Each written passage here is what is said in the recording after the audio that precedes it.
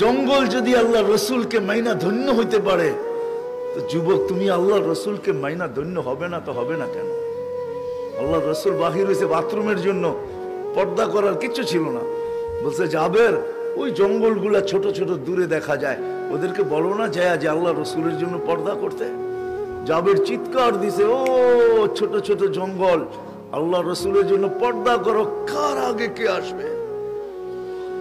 মানুষের চেয়ে দ্রুত গতিতে উঠা ছুটা এইসব গোল হয়ে দাঁড়ায় পর্দা করছে।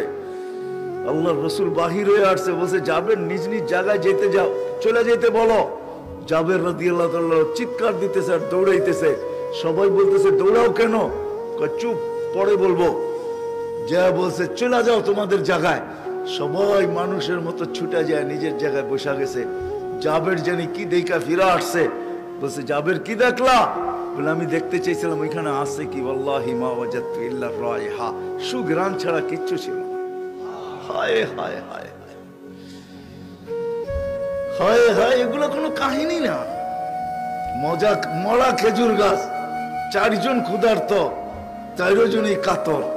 নিজেরটা তো মাইনা নিতে পারতেন, কিন্তু আবু বকর, ওমর ও আলী ক্ষুধার্ত, মাইনা নাই কি করা? বলছে এই খেজুর গাছকে যে বলো তা কাঁচা পাকা খেজুর দিতে। আলী রাদিয়াল্লাহু তাআলা আনহু বিবেককে খাটায় নাই। আজকে তো আমরা বিবেক খাটাই, বুদ্ধি খাটাই, নলেজ খাটাই। আলী রাদিয়াল্লাহু তাআলা বলছে ও খেজুর গাছ, আল্লাহর রাসূল বলছে কাঁচা পাকা খেজুর দে, সিজনও না, আবার সবকিছু শুকানো, ও টপ টপ টপ টপ কাঁচা পাকা খেজুর দেওয়া শুরু করছে। পুরা রুমাল বয়ে গেছে, নিয়ে আসছে ইয়া রাসূলুল্লাহ খেজুর। তুমি পাকা গুলা খাও, কাঁচা গুলা খাও না, তোমার চক্ষু উঠছে।